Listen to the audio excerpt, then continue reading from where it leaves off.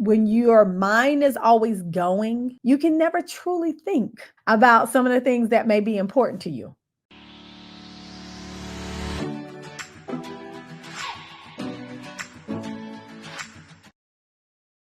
Doing what I need to do for myself. And we're going to talk about what some of that might look like a little bit later, but I have to be deliberate. But another excuse you might have is guilt or the imposter syndrome or just pressure, imposed pressure that you put on yourself to do all the other things, right?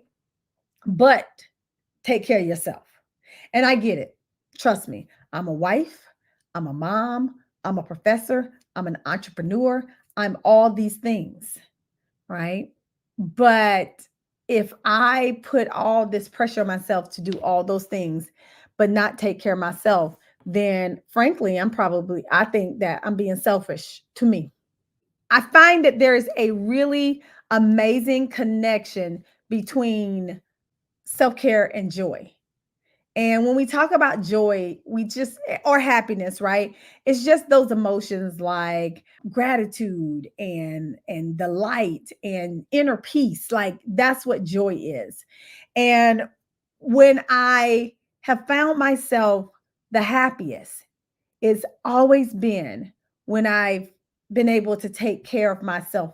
When I found myself the happiest in my life, it's always been when I can take care of myself or when I've been taking care of myself more. I find myself a whole lot happier in life. And so that's why when I wanted to check in, number one, it's called the happiness check in. Number two, prioritizing self care and joy is because I feel like they're connected, they are linked together.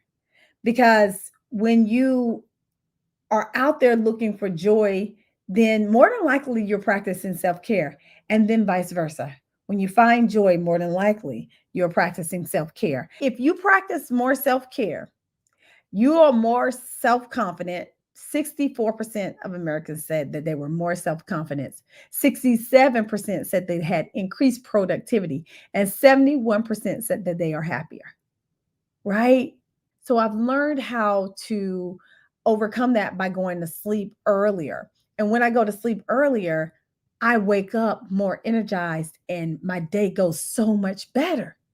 But when I go to sleep later, especially over a period of time, I see how I don't have a lot of energy, how number one, I don't have a lot of patience and all those things. And it just makes things not as good for me. So I've been practicing going to sleep a lot earlier and getting at least 8 hours of sleep. When I go to bed and when I sleep more and better, I'm better.